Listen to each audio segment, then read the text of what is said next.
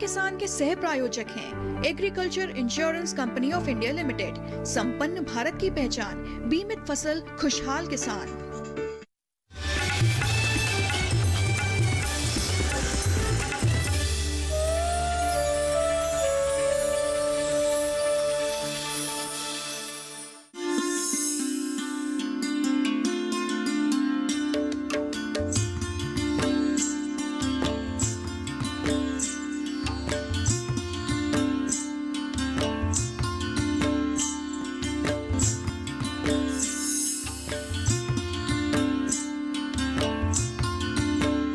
नमस्कार, स्वागत है आपका गांव किसान में। आपके साथ मैं हूं अंचल सिंह। गांव किसान, आप किसानों का अपना कार्यक्रम, जहां हम बात करते हैं गांव की, किसान की और खेती किसानी से संबंधित तमाम नई नई जानकारियां हम आप तक पहुंचाते हैं।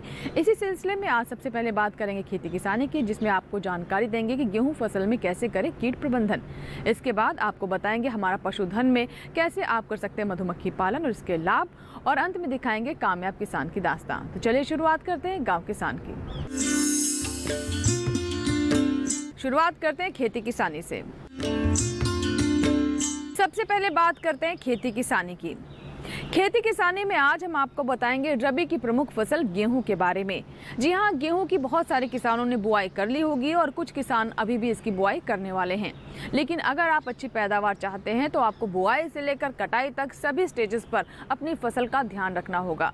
खास तौर पर कीट प्रबंधन बहुत महत्वपूर्ण हो जाता है, क्योंकि कई बार कीट और बीमारियों से हमारे किसानों को बड़ा नुकसान हो जाता है। ऐसे में कैसे करें गेहूं में कीट प्रबंधन और कौन कौन से कीट इसमें लग सकते हैं, जिसको लेकर हमारे किसानों को शुरुआत से सचेत रहने की जरूरत है। आइए देखते हैं हमारी ये रिपोर्ट।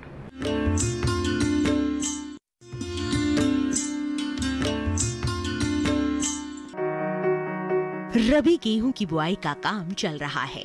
किसान बेहतर पैदावार लेने के लिए हर संभव प्रयास अपनाते हैं। कृषि विशेषज्ञ सलाह देते हैं कि पराली के साथ कतार में गेहूं की बिजाई करने से काफी फायदेमंद नतीजे देखने को मिल रहे हैं। वहीं सही समय पर कीट प्रबंधन कर होने वाले नुकसान को कम किया जा सकता है। गेहूं की फसल में ज्यादातर दो तरह के कीट का असर देखा गया है। पहला है सैनिक कीट और दूसरा है तनाछेदक कीट। तनाछेदक कीट ये गेहूं के पौधे के तने में छेद कर फसल को नुकसान पहुंचाते हैं। इससे पौधे मुरझाकर मर जाते हैं और खेत में इससे प्रभावित पौधों को आसानी से पहचाना जा सकता है। इसके अलावा सैनिक सुंडी कीट ये पौधों के पत्तों पर हमला कर नुकसान पहुंचाती है। ये कीट खासकर पराली में नीचे की ओर जमीन में छिपे होते हैं, जो फसल को हानि पहुंचाते हैं। इन कीटों को नियंत्रित कैसे किया जाए, बता रहे हैं वरिष्ठ कीट वैज्ञानिक। किसान भाइयों, अगर इन दोनों के में से मैं पहले तनाछेदक के बारे में आपसे बात करूं, तो तनाछेदक की जो सुंडियां होती हैं वो छोटे छोटे सुराख करके गेहूं के पौधों के अंदर चली जाती हैं और अंदर से हरा मादा खाती हैं, जिससे जो गेहूं के पौधे के छोटे छोटे मुख्य तना होता है वो मुरझाकर सूख जाता है और पूरे का पूरा पौधा मर जाता है, जिससे खेत में पौधों की संख्या कम हो जाती है। और अगर हम साथ में ही सैनिक सुंडी की बात करें तो सैनिक सुंडी की जो है वो गेहूं के पत्तों पर हमला करती है। इसकी सैनिक सुंडी की होंद इसकी हरी काली मींगने या खुद इसके पराली के नीचे छिपे होने से लगाई जा सकती है। किसान भाइयों, आने वाला जो दिसंबर का महीना है वो आपके लिए बहुत ही महत्वपूर्ण है। हमें इस महीने में गेहूं की बुआई के बाद बिल्कुल अवेसला नहीं होना और लगातार अपने खेतों का सर्वेक्षण करते रहना है। सर्वेक्षण करते हुए मैं ख़ास तौर पर कहना चाहूँगा, जो सैनिक सुंडी है उसका सर्वेक्षण हमने शाम के समय करना है, क्योंकि दिन के समय ये सुंडी जो होती है ज़मीन की तरेड़ों या पराली के नीचे छिपी रहती है और रात को बाहर निकल के हमारी फसल पर हमला करती है। सो इसका सर्वेक्षण भी हमने शाम को ही करना है। इन बातों का रखे ख्याल, किसान लगातार फसल की निगरानी करते रहे। सैनिक सुंडी का सर्वेक्षण शाम के समय करे। दिन के समय ये कीट पराली या जमीन में नीचे छुपा होता है। समय से की गई बुआई वाले क्षेत्रों में कीटों के हमले की आशंका ज्यादा है। अधिक समय लेने वाली धान की किस्में ना लगाएं। सितंबर माह में धान की कटाई के दौरान खेत का सर्वेक्षण करें। धान में कीट का प्रकोप ज्यादा होने पर गेहूं की बुआई जल्द ना करें। गेहूं की फसल में पानी दिन के समय दे, इससे पक्षी कीटों का भक्षण कर लेते हैं। अपनी गेहूं की फसल में सैनिक सूंडी के लिए क्विनलफास नाम की एक दवाई आती है, वो 400 ml 80 से 100 लीटर पानी में मिला के स्प्रे करनी चाहिए। स्प्रे करते हुए मैं ख़ास तौर पर कहना चाहूँगा कि हमें स्प्रे शाम के समय करनी है, क्योंकि दिन के समय जैसे मैं पहले भी कह चुका हूँ, ये सुंडियाँ ज़मीन के नीचे तरेड़ों में या पराली के नीचे छिपी रहती हैं और रात को निकल के हमारी फसल का नुकसान करती हैं। सो जितनी आप देर से इन शाम को इन सुंडियों के लिए स्प्रे करेंगे उतना ही हमारे लिए लाभदायक होगा। वहीं विशेषज्ञ बताते हैं कि फसल को दीमक के प्रकोप से बचाने के लिए क्लोरपाइरीफॉस दवा की 1.2 लीटर मात्रा को 2 लीटर पानी में मिलाकर 20 किलो मिट्टी में मिलाएं और बुआई से पहले खेत में डालते हैं तो इससे दीमक के साथ साथ तना छेदक को भी नियंत्रित करती है। इस तरह से किसान कुछ बातों का ध्यान रखकर गेहूं की भरपूर पैदावार ले सकते हैं। तो भी आपने जाना कि कैसे करें गेहूं फसल में कीट प्रबंधन। इसी के साथ ही वक्त हुआ एक छोटे से ब्रेक का। ब्रेक के बाद जब वापस आएंगे तो बात करेंगे हमारा पशुधन की। कहीं मत जाइएगा, देखते रहें गांव किसान।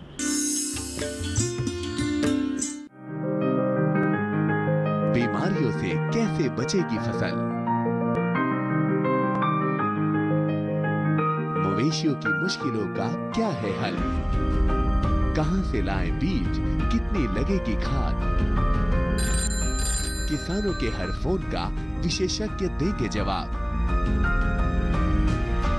देखिए हेलो किसान लाइव सोमवार से शुक्रवार शाम 6 बजे।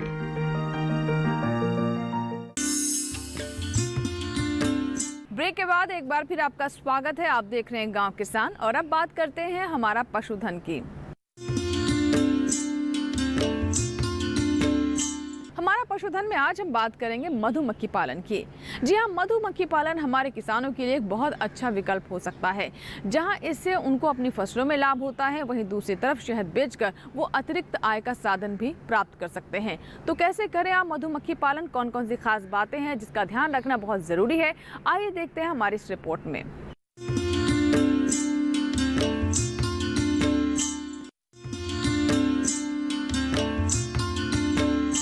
कम लागत और ज्यादा मुनाफे के लिए मधुमक्खी पालन बेहतर विकल्प है। ये व्यवसाय एक पंथ कई काज पर आधारित है, क्योंकि इससे मीठा शहद तो मिलता ही है, साथ ही bee venom, bee pollen, bee wax, royal jelly ऐसे अन्य उत्पादों से अतिरिक्त मुनाफा भी होता है। खेती और बागवानी के साथ साथ मधुमक्खी पालन का चलन तेजी से बढ़ रहा है। मधुमक्खियों की आदतों को जानकर, उनकी इच्छाओं को समझकर और उनको कम से कम कष्ट पहुंचाकर अधिक से अधिक लाभ कमाया जा सकता है। ये कम खर्चीला, बेहतर मुनाफा देने वाला व्यवसाय है। मधुमक्खी पालन भूमिहीन किसानों के लिए वरदान से कम नहीं है। जो किसान इस कुटीर उद्योग को शुरू करना चाहते हैं, उनके लिए सरकार आर्थिक सहायता देती है। प्रधानमंत्री नरेंद्र मोदी का सपना है कि भारत के किसान खुशहाल हो और 2022 तक किसानों की आय दोगुनी हो सके। इस सपने को साकार करने में सरकार ने अपनी पुरजोर कोशिश की है। इसी को ध्यान में रखते हुए सरकार की ओर से मधुमक्खी पालन क्षेत्र में 500 करोड़ की राशि दी गई है। इससे रोजगार के अवसर तो बढ़ेंगे ही, साथ ही आत्मनिर्भरता भी आएगी। मौजूदा समय में शहद की बढ़ती मांग को देखते हुए किसान खेती के साथ साथ मधुमक्खी पालन कर अपनी आमदनी में अच्छा इजाफा कर सकते हैं। मधुमक्खी पालन व्यवसाय को शुरू करने से पहले किसी मान्यता प्राप्त संस्थान से प्रशिक्षण जरूर ले। सरकार प्रशिक्षण प्राप्त किसानों को वित्तीय सहायता भी उपलब्ध करा रही है, जिससे आसानी से सीमांत, छोटे किसान या बेरोजगार युवा वर्ग इस व्यवसाय को शुरू कर सके। प्राकृतिक रूप से मधुमक्खी अपना छत्ता पेड़ पर, दीवार के कोनों, पुराने खंडहरों आदि में लगाती है, लेकिन इसे व्यावसायिक रूप से करने के लिए किसान इनका कृत्रिम रूप से पालन कर शहद निकालते हैं। इन्हें पालने के लिए मौन गृहों का इस्तेमाल किया जाता है। मौन गृह लकड़ी का एक विशेष प्रकार से बना बक्सा होता है। मौन गृह का सबसे निचला भाग तलपट कहलाता है। तलपट के ठीक ऊपर वाला भाग शिशु खंड कहलाता है। शिशु खंड में अंडा, लार्वा, प्यूपा पाया जाता है। वह मौन वंश के तीनों सदस्य श्रमिक, रानी व नर रहते हैं। मौन गृह के 10 भाग में 10 फ्रेम होते हैं। श्रमिक मधुमक्खी द्वारा शहद का भंडारण इन्हीं कक्ष में किया जाता है। मौन गृह को लोहे के एक चौकोर स्टैंड पर रखा जाता है। मधुमक्खियों का पोषण पराग व मकरंद द्वारा होता है, जो फूलों से मिलता है। व्यवसाय शुरू करने से पहले पालक इस बात को सुनिश्चित कर ले कि मधुमक्खियां अपना भोजन कहां से प्राप्त करेंगी। इमली, नीम सफेदा कचनार, रोहिड़ा, लिसोड़ा, अडूसा, रीठा आदि वृक्षों से, नींबू, अमरूद, आम, अंगूर, अनार आदि फलों की फसलों से, मिर्च, बैंगन, टमाटर, चना, मेथी, लौकी, करेला, तुरई, ककड़ी, कटेला आदि सब्जियों से, सरसों, कपास, सूरजमुखी, तारामीरा आदि फसलों से पराग व मकरंद मधुमक्खियों को अच्छी मात्रा में मिल जाता है। मासिक योजना प्रारूप तैयार करके मौन गृहों को एक स्थान से दूसरे स्थान रख सकते हैं। पराग व मकरंद प्राकृतिक रूप से प्राप्त नहीं होने की दशा में मधुमक्खियों को कृत्रिम भोजन की भी व्यवस्था करते हुए चीनी का घोल दिया जाता है। पालक पराग व मकरंद का मासिक योजना प्रारूप तैयार करें। विपरीत मौसम में कृत्रिम भोजन की व्यवस्था करें। मधुखंड में स्थित चौखटों में जब 75 से 80% तक शहद जमा हो जाए तो उस शहद का निष्कासन किया जाता है। इसके लिए सबसे पहले चौखटों से मधुमक्खियां झाड़कर मधुखंड में डाल देते हैं। इसके बाद चाकू से या तेज गर्म पानी डालकर छत्ते से मोम की ऊपरी परत उतारते हैं। फिर इस चौखट को शहद निष्कासन यंत्र में रखकर हैंडल द्वारा घुमाते हैं। इसमें अब केंद्रीय बल द्वारा शहद बाहर निकल जाता है व छत्ते की संरचना को भी कोई नुकसान नहीं होता। इस चौखट को फिर मधुखंड में रख दिया जाता है और मधुमक्खियां छत्ते के टूटे हुए भागों को ठीक करके फिर से शहद बनाना शुरू कर देती हैं। इस तरह मिलने वाले शहद को मशीन से निकालकर एक टंकी में 48 से 50 घंटे तक डाल देते हैं। ऐसा करने से शहद में मिले हवा के बुलबुले, मोम आदि शहद की ऊपरी सतह पर व अन्य मैली वस्तुएं नीचे सतह पर बह जाती हैं। फिर शहद को बारीक कपड़े से छानकर व प्रोसेसिंग करके स्वच्छ व सूखी बोतलों में भरकर बाजार में बेचा जा सकता है। इस प्रकार ना तो छत्ते और ना ही लार्वा, प्यूपा आदि नष्ट होते हैं, बल्कि शुद्ध शहद भी मिलता है।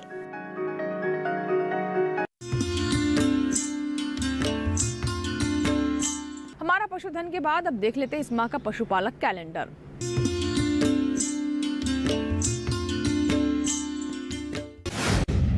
पशुओं का सर्दी से बचाव का उचित प्रबंध करें। रात में पशुओं को अंदर गर्मी वाले स्थान जैसे कि छत के नीचे या घास फूस की छप्पर तले बांधें। मुंहपका खुरपका रोग, गलघोटू, भेड़ चेचक, फड़किया रोग आदि के टीके यदि अभी भी नहीं लगवाए हों तो कृपया समय रहते लगवा लें। पशुओं को खनिज लवण मिश्रण निर्धारित मात्रा में दाने या बांटे में मिलाकर दें। पशु आहार में हरे चारे की मात्रा नियंत्रित ही रखें व सूखे चारे की मात्रा बढ़ाकर दें, क्योंकि हरे चारे को अधिक मात्रा में खाने से पशुओं में दस्त इत्यादि की समस्या हो सकती है। यदि इस समय वातावरण में बादल नहीं है और पशुओं को खिलाने के पश्चात अतिरिक्त हरा चारा बचा हुआ हो तो उसे छाया में सुखाकर हे यानी सूखी घास के रूप में संरक्षित करें। बिजाई के 50 से 55 दिन के बाद बरसीम एवं 55 से 60 दिन बाद जई के चारे के लिए कटाई करें। इसके पश्चात बरसीम की कटाई 25 से 30 दिन के अंतराल पर करते रहें। तो ये था इस माह का पशुपालक कैलेंडर। इसी के साथ ही वक्त हुआ एक छोटे से ब्रेक का। ब्रेक के बाद जब वापस आएंगे तो दिखाएंगे आपको कामयाब किसान की दास्तां। कहीं मत जाइएगा, देखते रहें गांव किसान।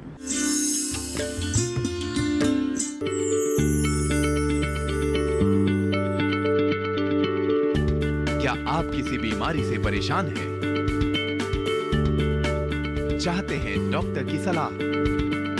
तो हम हैं आपके साथ, बताएंगे आपको जीने की राह। समस्याएं आपकी, समाधान देश के मशहूर विशेषज्ञों के। घर बैठे बात करें देश के जाने माने डॉक्टरों से। हमारे लाइव प्रोग्राम स्वस्थ किसान में हर शनिवार शाम 6 बजे से 7 बजे तक। ब्रेक के बाद एक बार फिर आपका स्वागत है। आप देख रहे हैं गांव किसान। बढ़ते आगे और अब बात करते हैं कामयाब किसान की दास्तां की। कामयाब किसान की दास्तां में हम उन किसानों की कहानी आप तक पहुंचाते हैं जिन्होंने अपनी लगन, अपनी मेहनत, इच्छा शक्ति से असंभव को संभव कर दिखाया और कृषि के क्षेत्र में नाम कमाया। साथ ही दूसरे किसानों के लिए भी वो प्रेरणा बने। तो आइए देखते हैं ऐसे ही कामयाब किसान की कहानी आज की हमारी कामयाब किसान की दास्तां में।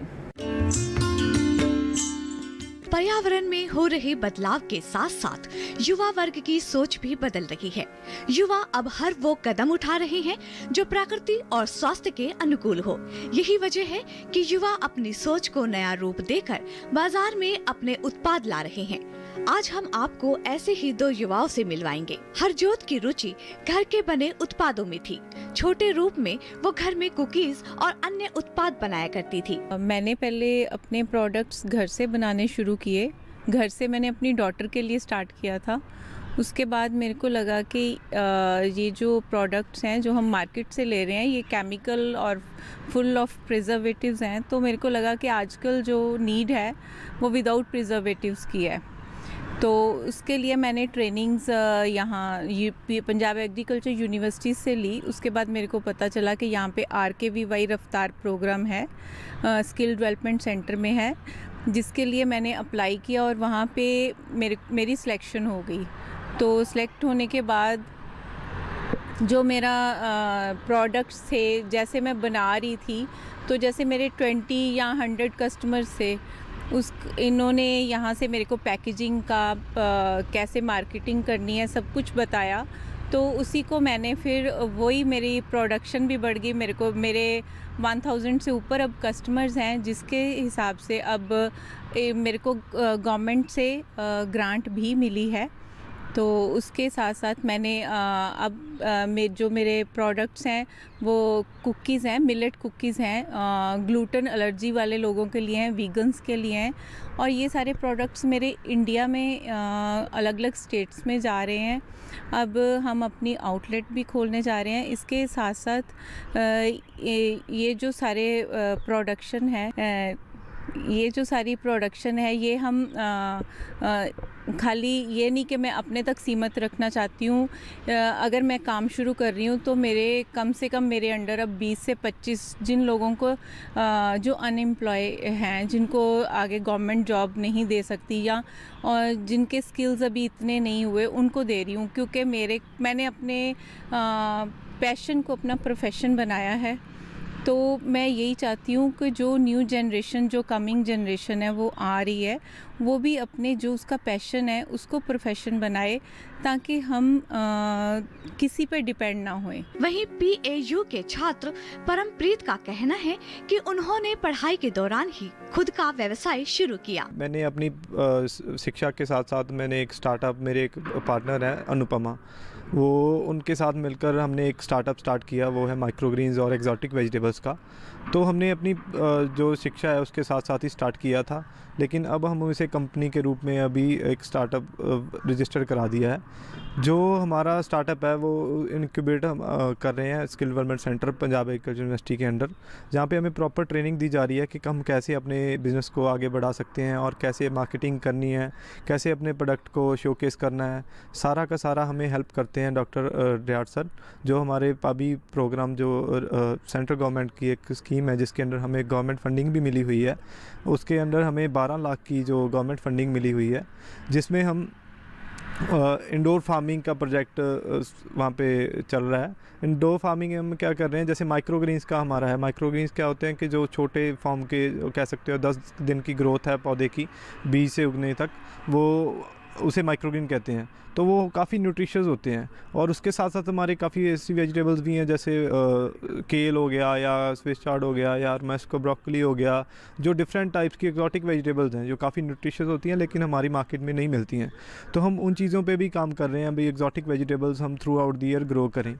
तो उसके लिए हमने एक प्रोजेक्ट डिज़ाइन किया था जिसमें हम इंडोर फार्मिंग का प्रोजेक्ट कर रहे हैं, जिसके अंदर हम ये सारी चीज़ें through out the year grow कर सकते हैं। जैसे हमारे सैलड बॉक्सेस भी आते हैं, मतलब सैलड बॉक्सेस में क्या होता है, काफ़ी एक्जॉटिक वेजिटेबल्स का मिक्स देते हैं हम, जिसमें हम एक्जॉटिक वेजिटेबल्स जैसे कि लेटस की काफ़ी वैरायटीज़ हो गई, बेसिल की काफ़ी वैरायटीज़ हो गई, और चेरी टमाटोज़ हो गए, और केल की 2-3 वैरायटीज़ हो गई। ये सारी की सारी हम एक सैलड मिक्स किट देते हैं जिसे कोई कस्टमर अपने घर पे सैलड बना के अच्छे से खा सकते हैं। जैसे अभी कोविड की सिचुएशन चल रही है, तो कोविड में हमारे कि हमें इम्यूनिटी के लिए कुछ चाहिए, तो ये सारी चीज़ें जो इम्यूनिटी के लिए काफ़ी अच्छी हैं, जिनमें विटामिन सी, मिनरल्स, ये सारी चीज़ें काफ़ी अच्छी होती हैं।